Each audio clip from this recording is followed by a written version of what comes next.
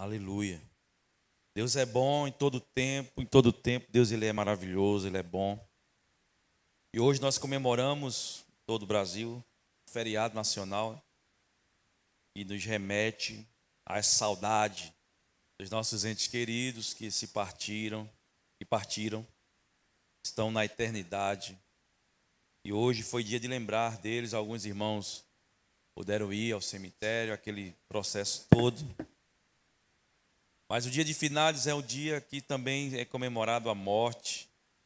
Se lembra muito da morte, se pensa na morte, se reflete na morte. Mas eu quero dizer a você que Jesus ele é vida e vida é abundância. E quem está em Cristo não morre, mas vive para sempre. Diga para o seu irmão, você não morre, meu querido. Se você está em Cristo, você vai viver eternamente. Aleluia. Só não vai ser com esse corpinho. Deus vai dar uma recalchutada nesse corpo, tirar a impureza, a iniquidade, e você receberá um novo corpo para a glória do Senhor. Então hoje nós estamos aqui comemorando a vida para a glória do Senhor, celebrando a vida. O Senhor te dará vida e vontade de viver. Nenhum que aqui está vai ter vontade de partir, de morrer. Você vai viver o tempo que Deus já determinou para você. E eu profetizo para a sua vida dias longos e felizes. Dias longos e dias prósperos. Você não vai morrer antes do tempo. Aleluia. Porque o Senhor vai preservar a tua vida e você vai ver como é bom viver. E falar em vida, irmãos, é falar de Jesus Cristo de Nazaré. Ele assim afirma em uma das suas palavras, ele diz que ele é a vida. Eu sou a ressurreição e a vida. Aquele que crê em mim, ainda que esteja morto, viverá. Então Jesus ele é vida, vida em abundância. E Jesus, irmãos, foi o maior evento que aconteceu na história. A vinda do Salvador do mundo. O Cordeiro de Deus que foi profetizado do Antigo Testamento todo e viria ao mundo. E você sabe como Jesus veio de uma mulher e foi uma grande festa. Os anjos se reuniram, proclamaram aos pastores que a salvação chegou. Então Deus ele veio como Deus, 100% Deus também, 100% homem, e habitou no nosso meio, viveu a sua infância, a sua adolescência, chegou à idade adulta e começou o seu ministério cumprir aquilo que Deus determinou. João vai dizer, irmãos, que se fosse relatado tudo que Jesus fez, não teria canetas nem papéis no mundo capaz de registrar tanta coisa, tantos milagres, tantos prodígios. A vinda do Senhor aqui na terra foi maravilhoso. E eu me tomo assim pensando e desejando estar neste tempo de Jesus. Às vezes eu sinto dizer assim, Senhor, eu queria estar nessa época, eu queria te ver, eu queria te contemplar, eu queria ver a tua face.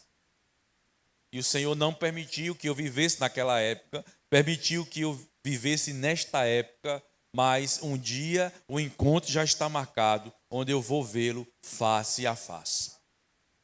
E Jesus, irmãos, fez grandes milagres, prodígios, coisas espetaculares que nunca se viu. Um relato é um cego de nascença. A Bíblia diz que o homem disse assim, Senhor, eu quero ver, e ele começa a enxergar, e ele diz assim, ó, nunca se viu na história que um cego de nascença, ele voltasse a ver. Eu sei que eu era cego, e eu estou vendo, glória seja dada ao nome do Senhor. Mortos ressuscitaram, demônios foram expulsos. Jesus ele multiplicou pães, Jesus ele multiplicou peixes. Então muita coisa aconteceu naquele período. Deus também trouxe uma porção do seu Espírito de uma forma extraordinária quando Jesus vai ao céu, trazendo esperança para muita gente. Mas, meus amados irmãos, Jesus sabia que ele tinha uma missão. O mais importante para nossas vidas é saber que nós temos uma missão. Jesus sabia muito bem qual era a sua missão. E ele focou nessa missão e não se desviou dela até o fim. E obteve vitória. Muitos de nós, irmãos, nós não sabemos qual é a nossa missão. Você sabe para que você veio aqui? Por que você veio? Qual a tua missão em Jesus? Se for perguntar a você, muitos vão dizer, eu não sei, pastor. Eu não entendo, eu não compreendo qual é a minha missão. Mas você tem uma missão. O Senhor vai te mostrar qual é a tua missão. E uma vez sabendo qual é a tua missão, você vai se focar nessa missão e não vai se desviar. É como aquele irmão que chega na igreja, ele quer servir em todo lugar, ele quer cantar, ele quer tocar, ele quer pregar, ele quer dirigir, ele quer orar, ele quer fazer tudo até ele se encontrar. E quando ele se encontra naquilo que ele ama, ele cresce. Mas você fazendo tudo, você não consegue crescer em nada. Feito um profissional amigo meu, tudo ele sabe. Ó, o carro eu sei consertar, energia eu sei botar, e soldar eu também sei soldar, e hidráulica eu também. Eu sei, ele sabe fazer de tudo, até transformar o carro andar com água, não com combustível. Rapaz, eu tenho uma fórmula que eu posso fazer, que o meu carro anda com água. Disse, glória a Deus, porque tu não faz isso? Não, porque se eu descobrir eu morro, me matam. E na realidade ele não sabe fazer nada perfeitamente. Faz tudo, mas não faz nada perfeitamente. Porque ele não descobriu ainda qual é a sua missão. Então Jesus sabia que ele tinha uma missão, ele tinha um propósito. Ele sabia, irmãos, que ele estava ali na terra, que ele seria o sacrifício de Deus para salvar a humanidade. E como homem, irmãos, ele passou pelos mesmos sentimentos que eu e você. A Bíblia diz que no Mateus 4 que ele foi tentado em todas as áreas. O que é todas as áreas? Todas as áreas. Eu creio que Satanás mostrou mulheres nuas, semi-peladas, mostrou dinheiro, mostrou bebidas, mostrou fama, mostrou poder, mas ele disse, eu não quero nada disso, porque o meu prazer é cumprir a minha missão, e a minha missão é fazer a vontade do meu Pai. Nós vamos, irmãos, nos alegrar, nós vamos nos realizar em cumprir a missão do nosso Pai. Nós vamos nos esquecer dos nossos desejos, dos nossos sonhos, dos nossos projetos, e nós vamos nos submeter aos desejos, aos sonhos e os projetos de Deus, que a Bíblia vai dizer que é sempre boa, perfeita e agradável. Então, qual é a tua missão, meu irmão, aqui na terra? Ah, pastor, a minha missão é sofrer. Não. Deus não te criou para sofrer, Ele te criou para ser feliz. Deus te criou para que você tenha a Shalom, Adonai, dele dentro de você. A paz do Senhor dentro de você. Diga para o seu irmão, meu irmão, a paz do Senhor aí recebe. A paz do Senhor independe de situação. Tem pessoas que para ter paz tem que ter dinheiro, tem que ter uma boa situação financeira, tem que ter um bom marido, uma boa esposa, uma boa casa para ter paz. Mas a paz do Senhor independe de tudo isso. É aquele marido aperreando e você está nem aí, está em paz. É aqueles filhos perturbando e você não está nem aí, está em paz. É a provocação do mundo que questiona, cadê o teu Deus? Cadê a tua oração? Cadê o teu jejum? E você não liga porque você tem a paz do Senhor no teu coração. E essa paz, ela é extraordinária. Então Jesus, irmãos, fez tanta coisa. E os evangelhos relatam algumas coisas e nós vamos ler e nós vamos nos alegrar e nós vamos glorificar o nosso Deus. Jesus, ele fez milagres e prodígios que nenhum outros conseguiram realizar e deixando um exemplo que nós que acreditássemos nele, no nome dele, teríamos poder de fazer obras ainda maiores do que a dele. Porque isso é o papel de um verdadeiro discípulo, se superar ao seu mestre. Mas não em glória e poder, mas em feitos e em prodígios. Ele diz: em meu nome vocês farão coisas ainda maiores do que eu estou fazendo. E contemple, irmãos, numa situação onde as pessoas estavam vendo. Jesus fazia o milagre, ressuscitava morto, transformava água em vinho. E ainda dizia assim: está vendo o que eu estou fazendo, discípulos? Estou, em meu nome, coisas maiores vocês vão fazer.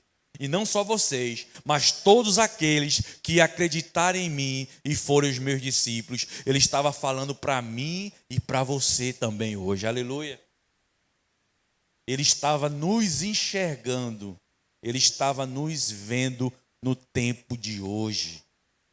Jesus, ele é maravilhoso, ele fez coisas tremendas, porque ele sabia da sua missão. Seria o sacrifício vivo de Deus para salvar a humanidade. E para deixar exemplo, irmãos, ele precisava passar por todos os problemas ou todas as angústias da vida, para que ele pudesse ter propriedade para me consolar e para te consolar. Ele passou. Você não pode dizer: ah, como eu estou sofrendo tudo isso. Jesus vai dizer: meu filho, eu também passei por isso. Ah, mas eu estou sofrendo tanto, eu também passei por isso. Ah, me bateram, também me bateram também. Então ele precisou ser o exemplo para nos dar exemplo. Então os verdadeiros discípulos do Senhor têm que passar pelo caminho que Jesus passou. E a Bíblia chama esse caminho de porta estreita, de caminho estreito. Então os verdadeiros discípulos do Senhor, mais cedo ou mais tarde, serão o quê? Traídos. Jesus foi traído, sim ou não? Então você vai ser traído, vão lhe trair. E quem trai, irmão, é quem está mais perto, quem está próximo. Creio que muitos aqui já sentiram o gosto amargo de uma traição.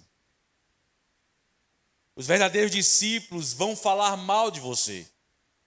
Em uma situação, irmão, disseram assim: Jesus estava expulsando o demônio, os fariseus disseram assim: ele expulsa demônios no nome de Beelzebul. Em outras palavras, disseram: ele está endemoniado. Diga misericórdia. Se falaram mal de Jesus, irmão, se disseram que Jesus estava com demônio, o que não vão falar de mim e de você? Vão falar mal. Jesus foi perseguido também pelos seus algozes, vamos dizer assim, pelos fariseus, pelos religiosos, que perseguiam, querendo achar nele uma falha, querendo achar nele um delito da lei para o condená-lo, levá-lo ele à morte, mas nunca conseguiu. Eu fico extremamente emocionado e gratificando a Deus pela sua onisciência, onipotência. Em um certo questionamento, onde disseram: olha, é lícito dar o tributo. O que é que tu fala sobre isso? Ele manda que pega uma moeda e diz: olha aí o que é que está escrito. Ah, qual é a figura que está nessa moeda? É de César. Então Jesus vai dizer: dá a César o que é de César e dá a Deus o que é de Deus. Quebrou. E eles não tiveram mais coragem de tentar pegar Jesus e alguma falha na lei para o crucificá-lo. Ele foi perseguido, foi injustiçado também. Muita injustiça nosso Senhor Jesus passou. Também foi fraudado, houve fraudes e mais fraudes para tentar destruir o nosso Senhor Jesus. E até hoje as pessoas falam mal de Jesus. Até hoje as pessoas criticam Jesus. Uma certa vez aqui em Garanhuns, um show, sei lá o que foi aquilo ali, já afirmaram que o nosso Senhor era gay. Diga misericórdia. Então até hoje, irmãos, você vai ouvir as pessoas falarem mal de Jesus. Porque não vão falar mal de mim? Porque não vão falar mal de você? Vão. Porque não vão me perseguir? Porque não vão te perseguir? Vão.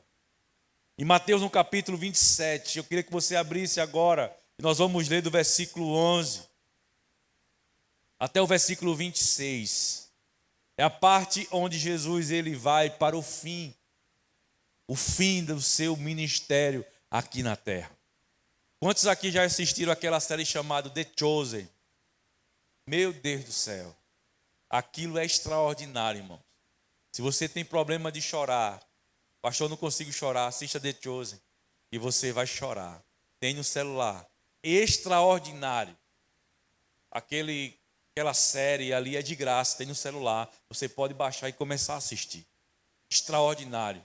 Aqueles homens, só o Espírito Santo de Deus para fazer aquilo, para que eles pudessem produzir tamanho a riqueza de material chamado The Chosen.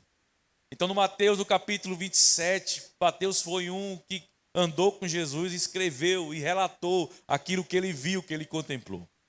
E ele diz assim: Jesus ele foi conduzido à presença do governador. E este o interrogou: és tu, rei dos judeus? Afirmou-lhe Jesus: você diz. Aleluia. Você entendeu, irmão? É tu, rei dos judeus. Você diz. Versículo 20. Vai o 12, vai passando. Então passou a ser acusado pelos chefes dos sacerdotes e pelos anciãos, mas ele nada respondeu, calado, acusando. E toda aquela acusação, irmãos, era mentirosa. Você já foi injustiçado por alguém? Alguém colocando na internet aquilo que você não é? Alguém acusando aquilo que você não fez? Afirmando, mentindo, irmãos. Eu não sei se você já passou por isso, mas é decepcionante. Uma tristeza que invadiu o nosso coração. E o sentimento que vem, irmãos, é dizer: não ajude mais ninguém. Porque muitas dessas injustiças vêm daquelas pessoas que você deu a vida por elas. E Jesus nada respondeu. Versículo 13. Nós vamos até o 26. Foi quando lhe questionou Pilatos: não ouves a acusação que todos levantam contra ti? Jesus, entretanto, mantinha-se em absoluto silêncio. Por isso ficou o governador fortemente impressionado. Se fosse eu e você, a gente ia se justificar ou não? Rapaz, eu não fiz nada. Você é filho de Deus? Não sou, não. Você é crente? Não, sou crente, não. Talvez a gente negaria o próprio Deus. Mas Jesus permaneceu calado. E ele tinha poder e autoridade para dizer: meu pai, manda anjo aqui agora. Será que Deus obedecia, irmãos, à voz de Jesus e seu filho? Pedido sim. Mas ele estava focado na sua missão. Contudo, por ocasião da festa, era costume o governador dar liberdade a um prisioneiro escolhido pelo povo. Detinham eles naqueles dias um criminoso muito conhecido de todos, chamado Barrabás.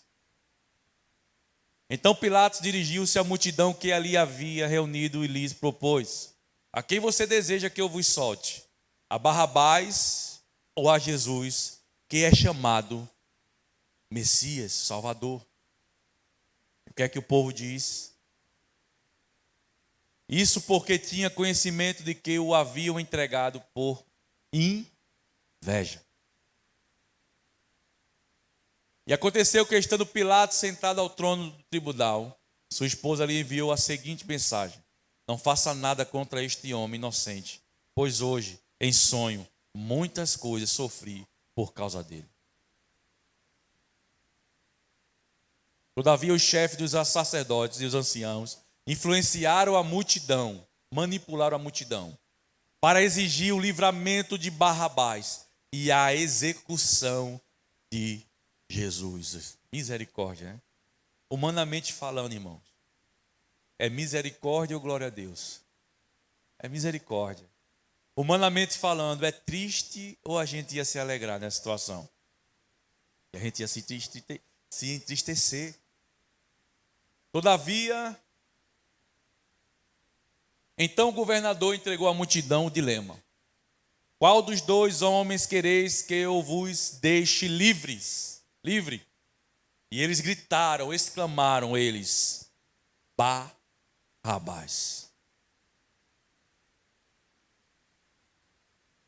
Pilatos ainda questionou-lhes: se assim é, que farei de Jesus, que é chamado de Messias? E eles gritaram todos: crucificam. Meu Deus. Outra vez insistiu Pilatos: por quê? Que crime cometeu este homem? Apesar de tudo, a multidão esbravejava ainda mais furiosa: crucifique-o. Percebendo Pilatos que não conseguia demover o povo, mas ao contrário, um princípio de tumulto já era visível, ordenou-lhe que ele trouxesse água, lavou as mãos diante da multidão e exclamou: estou inocente do sangue deste homem justo. Esta é uma questão de vocês. Em cima do muro, o morno lavou a mão. E todo o povo respondeu: caia sobre as nossas cabeças o sangue sobre os nossos filhos. E alguns estudiosos dizem que essa profecia se cumpriu na Segunda Guerra Mundial, onde foram mortos mais de 6 milhões de judeus. Alguns estudiosos não afirmam se foi realmente. Todo o povo respondeu: caia sobre nós. 26. Diante disso, Pilatos soltou-lhes Barrabás, mandou que Jesus fosse flagelado e o entregou para ser crucificado. Então, meus amados irmãos, você imagina isso? Jesus está ali. O que é que está diante dele? Uma multidão. E talvez, irmãos, eu não sei, mas eu imagino. O Senhor me dá inteligência para imaginar que muitos ali, Jesus tinha operado o milagre. Muitos ali tinham comido o pão e o peixe que ele tinha multiplicado.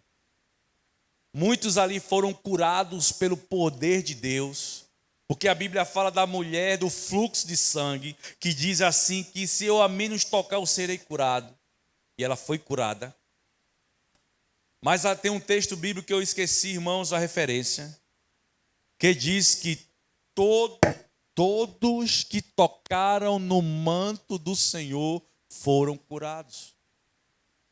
E ali estava a multidão de pessoas que foram beneficiadas de alguma forma por Jesus, diretamente ou indiretamente. Indiretamente, irmãos, eu lembro da história do endemoniado Geraseno, ou Gadareno, onde tinha uma legião de demônios. Jesus expulsa os demônios, dá uma nova identidade àquele homem, uma nova vida, e diz: vai para a tua casa. E aquela família que tinha perdido aquele ente querido, recebe agora um homem totalmente transformado pelo poder de Deus. E a Bíblia diz que ele começa a anunciar Jesus em Decápolis, 10 cidades, e dizer: Jesus mudou a minha vida. Eu creio que ele dizia assim: se Jesus mudou a minha vida, muda a tua também. Então, irmãos, milhões de pessoas foram beneficiadas por Jesus. Mas aquela multidão, sendo manipuladas, disseram: crucificam, crucificam, crucificam. Eu creio na sua humanidade. Jesus ficou triste com aquilo, mas ele sabia que tinha uma missão. E eu creio, irmãos, que mesmo ele sabendo que ia passar por dores, por tristezas, por tribulações, ele não desistiu. Você também não vai desistir. Mesmo que passe por dores, tribulações e angústias, não desista. Diga para o seu irmão: não desista, meu irmão.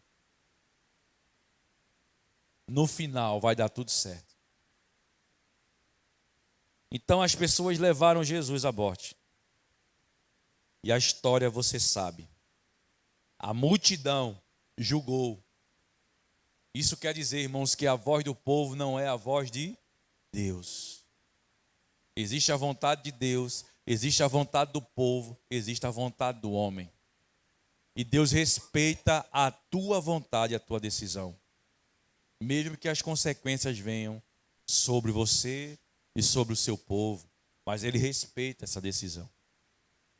Então a decisão foi tomada e levaram Jesus, e a história você sabe. Bateram no nosso Senhor, cuspiram nele. Aquele filme de Mel Gibson, irmãos, foi uma pontinha da realidade que aconteceu. Jesus estava na cruz nu.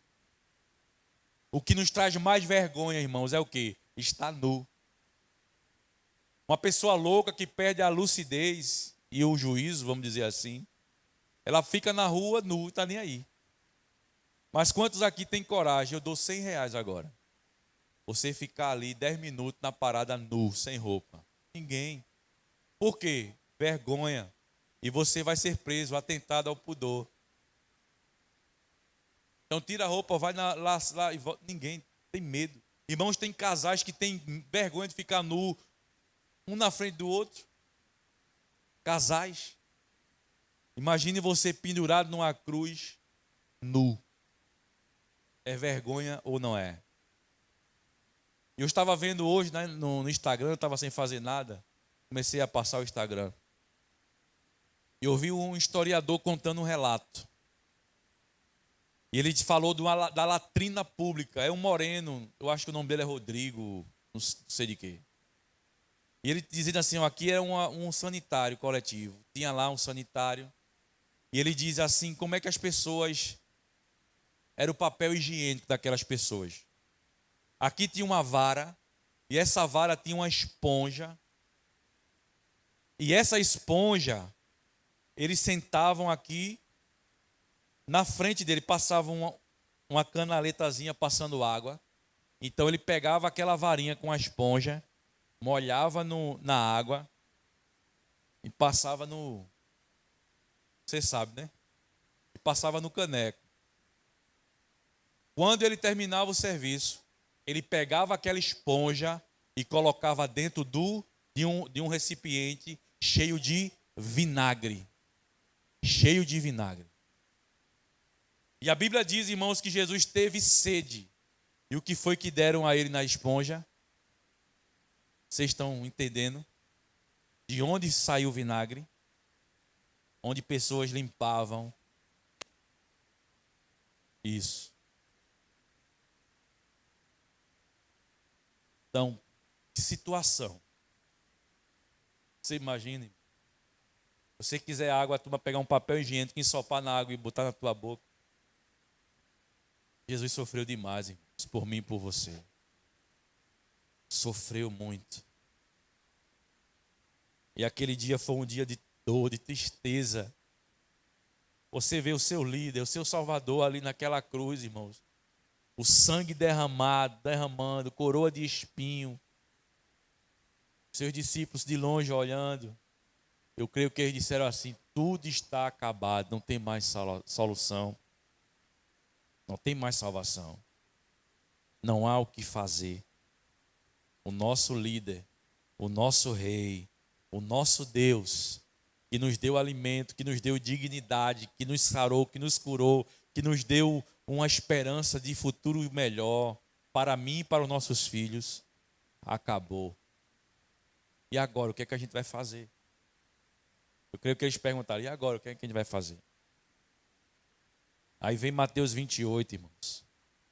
A partir do versículo 1.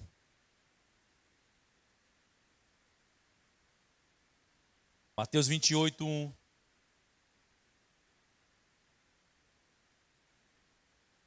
Tendo passado o sábado, ao raiar do primeiro dia da semana, Maria Madalena, irmão, no The Chosen, primeiro capítulo é sobre Maria Madalena, né?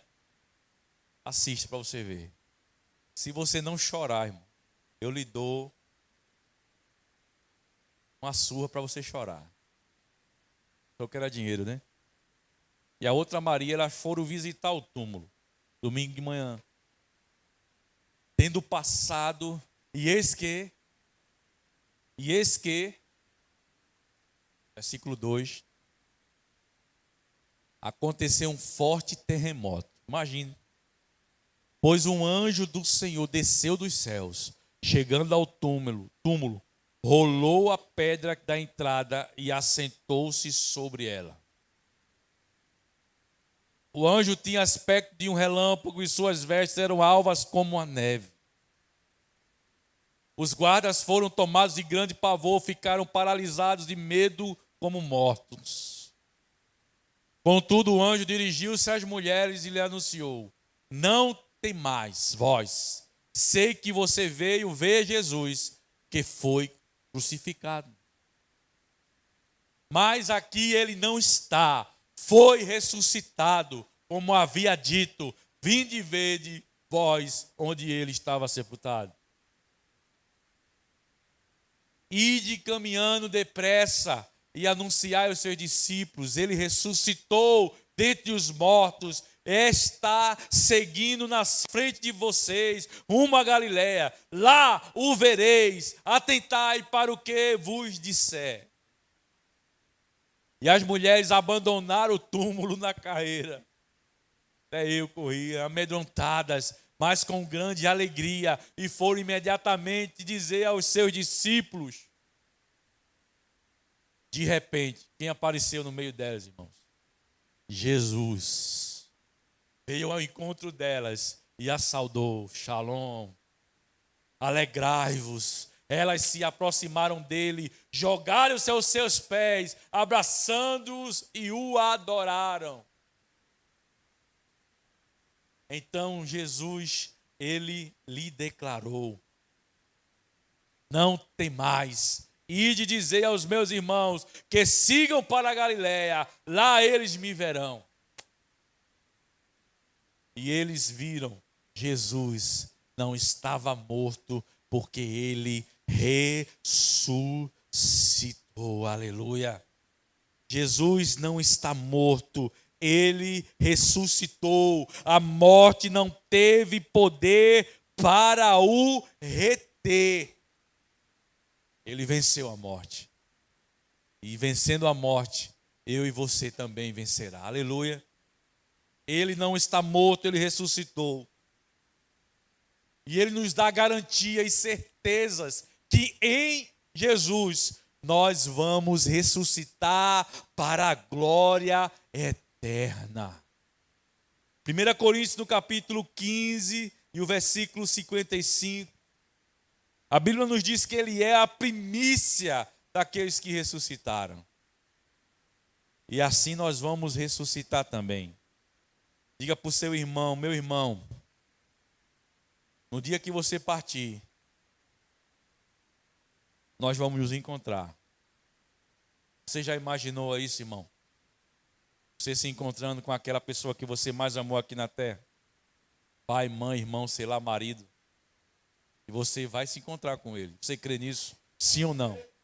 Você vai ressuscitar. 1 Coríntios 15, 55. O que é que Jesus diz para a morte? 1 Coríntios 15, 55. O que Jesus fala para a morte, ele chega diante da morte, que vai ser o único, o último a ser vencido, será a morte. E nós vamos vencer em Cristo, nós vamos vencer, nós já vencemos a morte. E 1 Coríntios 15, 55, ele declara: onde está, ó morte, a tua vitória? Onde está, ó morte, o teu aguilhão? 56. Porquanto o aguilhão da morte é o pecado. Jesus não pecou. E o poder do pecado é a lei. Contudo, graças a Deus que nos dá a vitória por intermédio do nosso Senhor Jesus Cristo. Aleluia. A vitória é tua no nome poderoso de Jesus. E Jesus, ele garante outros direitos para os seus filhos após a sua morte. 1 Coríntios 15, 20 diz que ele é a primícias daqueles que dormem, daqueles que morrem. Quem morre em Cristo não morre, mas sim vive para sempre. E para concluir, irmãos, eu queria deixar para você 1 Tessalonicenses capítulo 4, a partir do versículo 13. Creia nessa palavra. São direitos garantidos. Isso é uma causa pétrea. Isso só vai ser mudado se mudar a constituição do céu. A constituição do céu não é mudada, já está feita. Então não pode ser revogado esse direito. Esse direito é meu, esse direito é seu, através da tua vida entregue totalmente a Jesus Cristo de Nazaré. É céu, meu irmão. É céu. É céu. 1 Tessalonicenses 4:13. 13. Até o 17. O que é que diz? Direitos garantidos. Não desejamos que, no entanto, irmãos, que vocês sejam ignorantes em relação aos que já dormem no Senhor, para que não vos entristeçais como os outros, que não possuem esperança. Nossa esperança é quem, irmãos? Jesus. É muito bom fazer sepultamento de crente. A gente chega, é o que crente? É que a gente já sabe onde está. A pior coisa, irmão, é fazer sepultamento de não crente. Terrível. Porque nós imaginamos onde está. Sem esperança. Mas ele diz: aqueles que morrem em Cristo, fica tranquilo, porque tem esperança. Porquanto, se cremos que Jesus morreu e ressuscitou, da mesma maneira devemos crer que Deus, por intermédio de Jesus, trará juntamente com ele os que nele faleceram.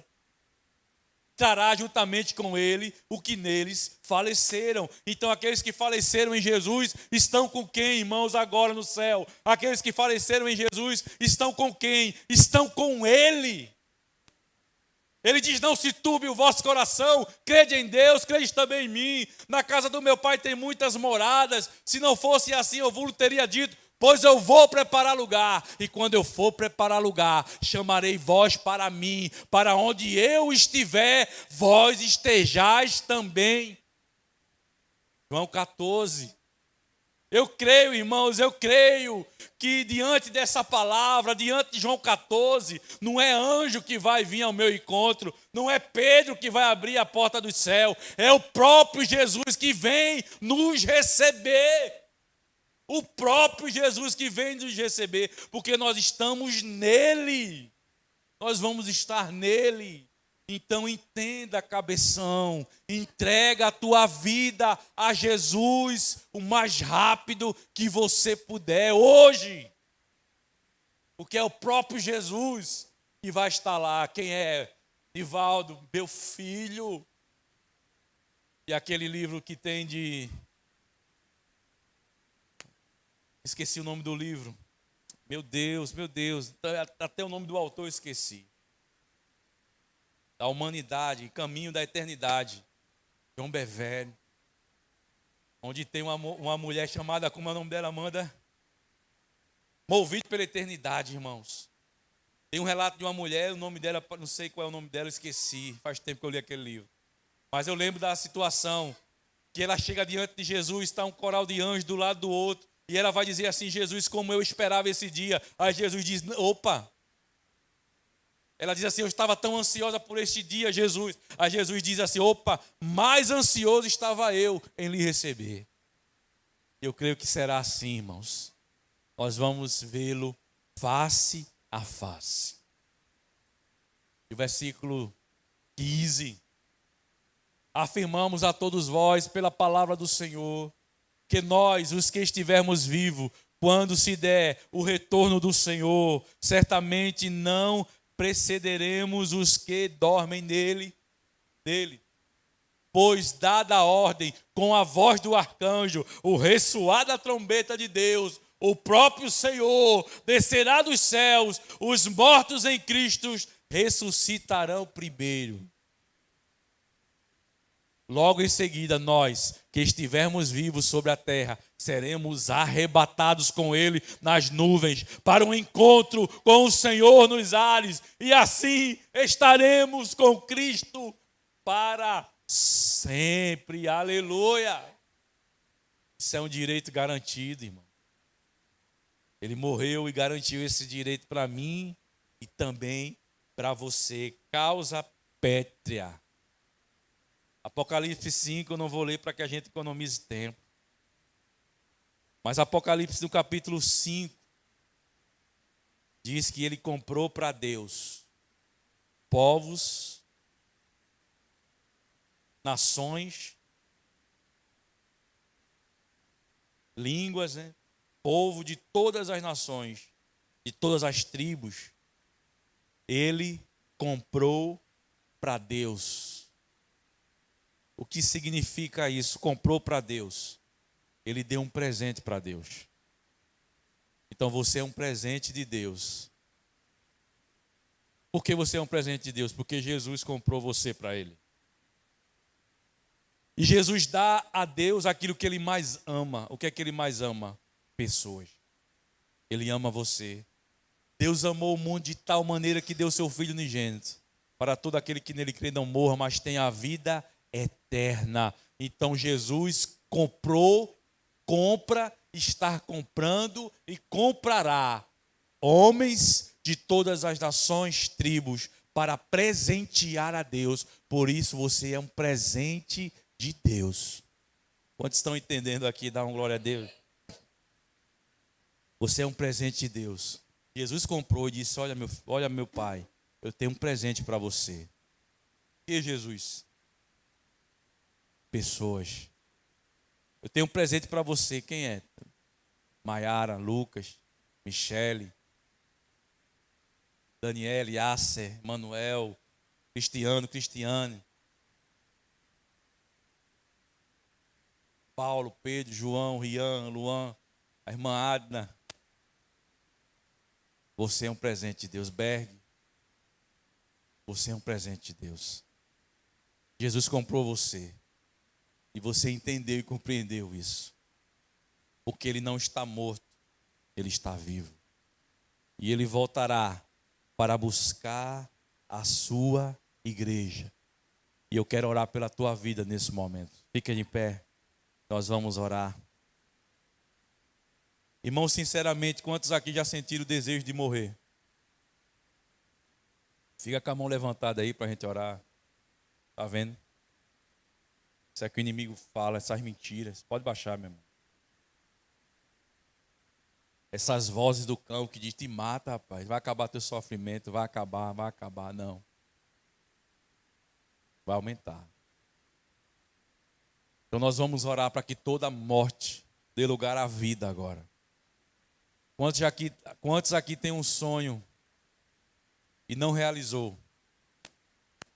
Esse projeto não está morto, irmão, vai ressuscitar. Estou fazendo faculdade, vocês sabem, né? E eu estava me achando velho, disse: Senhor, vou terminar a faculdade com 49 anos. Presta mais para nada. Estava numa palestra no auditório, levantou uma véia. Eu quero agradecer. Eu estou terminando meu curso, estou fazendo o curso de advocacia. Eu estou com 66 anos. E eu disse: Senhor, me perdoa. Muitas pessoas aplaudiram aquela senhora. E com 66 anos, estava realizando um sonho que foi morto por algum motivo. Se ela vai ser advogada, não sei. Se ela vai bacharel em direito, com certeza. Mas o sonho ela vai realizar, aleluia. Então seu sonho não pode morrer.